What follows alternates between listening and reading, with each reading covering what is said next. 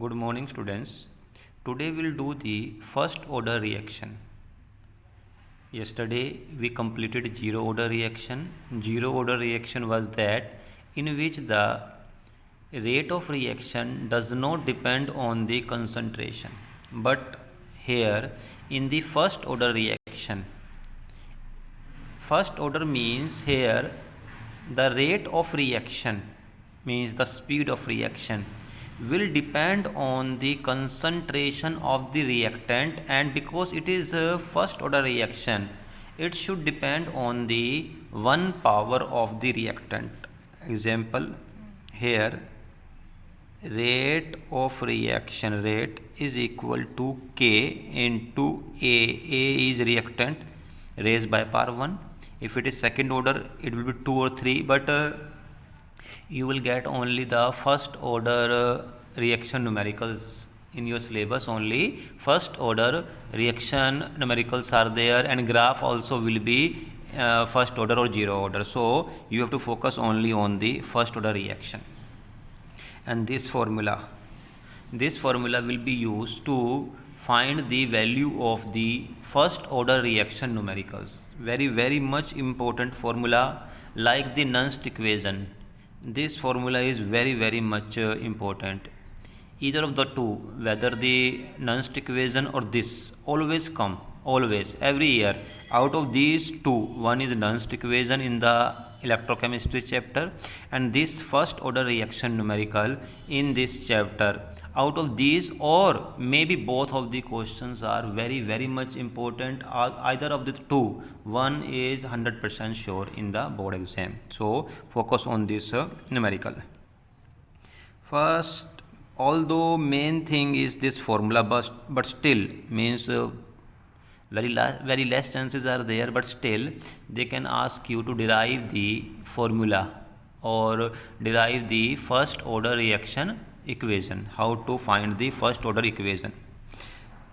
We know first order reaction is rate of reaction is equal to K into A. A is the concentration, and this bracket means molar concentration. A raised by power 1. It means you can write also rate is equal to K. K is rate constant into A. Now we know rate means change in the concentration of reactant or product per unit time. Here, if we write the rate of reaction in terms of the reactant, it means decrease in the concentration of reactant per unit time is known as rate of reaction. कि means एक unit time में may be minute, second और day और our, कितनी आपकी reactant का amount कम हो रहा है वही उसका रेट होगा. Means you can say the rate of reaction is 2 liter per hour. It means कि जो आपका 2 लीटर रिएक्टेंट है वो 1 आवर में यूज़ हो रहा है. ओके, तो उसका रेट हो गया, उसकी स्पीड हो गई. अब वो डिक्रीज होगा, reactant will always decrease. That's why we write negative sign for that, and it means you can write also rate can also be written as minus dA. D means change in concentration of A, minus means decrease in the concentration of reactant A, and change in time dt, ki how much time it has taken. So rate is minus dA upon dt. We can put the value of this rate here, so it will become minus dA upon dt is equal to K into A. From means by putting the value of rate there we will find this value. Now you write it like minus dA, you interchange the position of these. A को यहाँ ले जाओ, dt को उधर ले जाओ. It will become dA upon A into K into dt, and minus sign को भी आप इधर चेंज कर दो. ठीक है, कर सकते हैं ये. अब माइनस साइन इधर आ गया. नाउ जैसे कल हमने किया था जीरो ऑर्डर के लिए, हमें करनी है इंटीग्रेशन. इसकी क्या करनी है आपको, इंटीग्रेशन। इंटीग्रेशन मीन्स अगर हम इसको स्मॉल पार्ट में मान रहे थे, डी मीन्स स्मॉल चेंज, तो इन सब स्मॉल चेंज को एक यूनिट टाइम में, जितना भी टाइम दिया हुआ है उस सबको कंबाइन करेंगे। तो इसके लिए आपके पास एक्चुअली ये टोटली एक मैथ का कंसेप्ट है, बट यू शुड नो। अगर आप इंटीग्रेशन करते हो dA upon a means a is just symbol, it can be in a book also, it can be given as dx upon x means d means small change. If you are dividing small change by the whole value means आपने जैसे ये लिया 1 2 3 4 5 6 7 मतलब, और ये 1 2 7 तक हो गया, तो यहाँ पर आपने ये 1 है, इसकी वैल्यू 2 है, ठीक है, इसकी वैल्यू 4 है, इसकी 5 है, इसकी 6 है, इसकी 9 है, इसकी 7 है, ठीक है। इन सबको आपने कंबाइन किया, जो भी value I, all you say that it's value is 60। तो आपने ये वाला कुछ टाइम इसके लिए मान लो आपको रेट पता करना था, टोटल वैल्यू इज़ मीन्स जो just means I don't know if it's value is 6 just 60, just मैंने एक थोड़ा सा वो लिया है। तो अब ये जो वैल्यू कितनी है यहाँ पर 4, तो आपके पास चेंज कितना आया 4 divide by 60 total dA upon dA upon a। And अगर आप इसकी इंटीग्रेशन करोगे तो इसकी वैल्यू आएगी ln means natural log of जो आपके पास a दिया होगा। यहाँ पर अभी हमें a, वी डोंट नो कि a की वैल्यू क्या है, तो यहाँ हम a ही पुट करेंगे इधर। तो इसको ऐसे लिखेंगे हम dA upon a integration means natural log of a, natural log of it is totally ये मैथ कंसेप्ट आपके पास +1 में या +2 में मैथ में जरूर इंटीग्रेशन होगी, वहाँ पर ये आपको क्लियर कर देंगे सर मैथमेटिक्स में। Natural log of a is equal to minus k। अब इसकी इंटीग्रेशन हुई टाइम की भी, तो टाइम क्या बन गया t, d means small change combine होकर के आपका पूरा एक टाइम बन गया, प्लस क्योंकि आपने इंटीग्रेशन की है integration sign i, in book it may be x y z anything, you write I, it is your first equation. Now it is your constant and now find the value of I, same way जैसा हमने कल किया था zero order reaction में। आप इसके लिए आप मानो कि रिएक्शन में जब टाइम की वैल्यू 0 थी, मीन्स जब टाइम आपका स्टार्ट ही हुआ था, तो उस समय कंसंट्रेशन ऑफ रिएक्टेंट A कितनी होगी, ए नोट मीन्स इनिशियल कंसंट्रेशन, वो 0 ही होती है वैसे तो आपने जो कंसंट्रेशन थी इनिशियल कितनी बन गई A0। अब अगर मैं T की वैल्यू को यहाँ पर 0 ले लूँ तो ये A कितना बन जाएगा A0, it means natural log of A0 is equal to minus k into time is 0 plus I, ये तो 0 बन गया, इसकी वैल्यू खत्म हो गई, इट मीन्स I आपको आ गया I की value, natural log of A0 is equal to I, it means आपको यहाँ से अब I की वैल्यू फाइंड हो गई। अब आप इस put the value of I in first equation, so but you will get natural log of A, ये दिया हुआ है आपके पास यहाँ पर नेचुरल लॉग ऑफ A, इसमें पुट करनी है आपको I की value is equal to minus KT plus what is the value of I, natural log of A0 means natural log of initial concentration. Now हमें इस नेगेटिव साइन को ख़त्म करना है, तो क्या करेंगे, आप KT को यहाँ ले जाओ, ठीक है, और इसको इधर ले जाओ, तो क्या बन जाएगा ये KT is equal to natural log of A0, और ये यहाँ से जाएगा तो नेगेटिव बन जाएगा, यहाँ प्लस था तो यहाँ आ जाएगा negative of natural log A, initial concentration and final concentration. And now natural log को अगर आपको चेंज करना हो, फर्स्ट तो आपको यहाँ पर एक थोड़ा सा लॉग की जो वैल्यूज़ होती हैं कैसे पुट करते हैं देख लो। लॉग के ना कुछ रूल्स होते हैं, although it should be in your mathematic portion, but still अगर आपको ऐसा दिया हो लॉग ऑफ A प्लस और डिवाइड बाय B, मीन्स दोनों का लॉग है, लॉग A का भी है और लॉग B का भी है, इसके लिए ऐसे लिया भाई log of A upon B, इसको हम ऐसे लिख सकते थे log of A minus log of B. Actual में log का जो मेन एम होता है to make the calculation easy. तो ईजी कैसे बनती है, अगर आप मल्टीप्लाई कर रहे हो तो उसको ऐड कर दो, तो log में और जो डिवाइड है उसको माइनस कर दो। प्लस और ऐड करना थोड़ा ईजी होता है as compare to the division and multiplication. That's why हमें इसको डिवाइड करना था log से, log में हम इसको क्या करेंगे फिर सब्ट्रैक्ट कर देंगे। ऐसे ही अगर ये ऐसा होता log of a into B means log a का भी है और log b का भी है, इसको ऐसे लिखेंगे log of a plus log of b। ठीक है, नाउ हियर इसको थोड़ा इसका रिवर्स करना पड़ेगा। यहाँ दिया हुआ है natural log of a minus natural log of a not a, we write K T is equal to, अब दोनों का ही नेचुरल log ले लें तो ऐसे लिख सकते हैं नेचुरल log ऑफ, दोनों का लेंगे तो कैसे लिखेंगे a not divide by a, negative था ना, इसका क्या कर दिया डिवाइड कर दिया, दोनों का log आ गया, natural log of A divide by natural log of A not and A.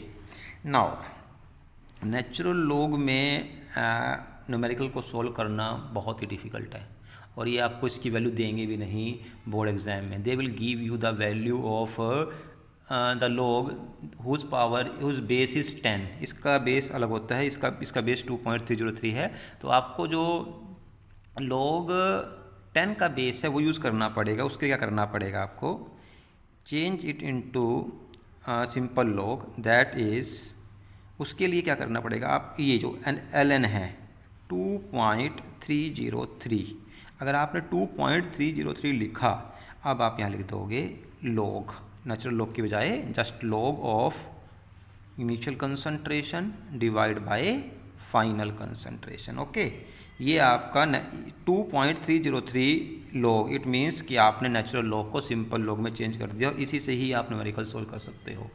Although some students solve in the natural log also, but that is very much difficult and it will take 3 or 4 times and then the normal numerical time. Okay, and now इसको ऐसे लिख सकते थे जैसा हमने क्या किया, तो ये अभी किया था फॉर्मूला, ये था k is equal to 2.303 divide by t into log of initial concentration by final concentration. Here आ गया है, क्या करना है बस आपको k लिखना है, तो k is equal to 2.303 into log of initial concentration divide by final concentration and t को नीचे लिख दोगे।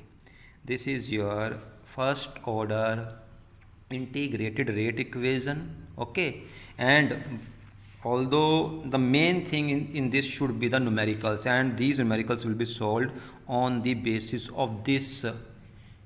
So main means if you want to, if you have means understood this derivation, it's good, means maybe that this question can be asked, but out of the 100%, 95% chances are on the basis of this numerical, how to solve the numerical of the first order.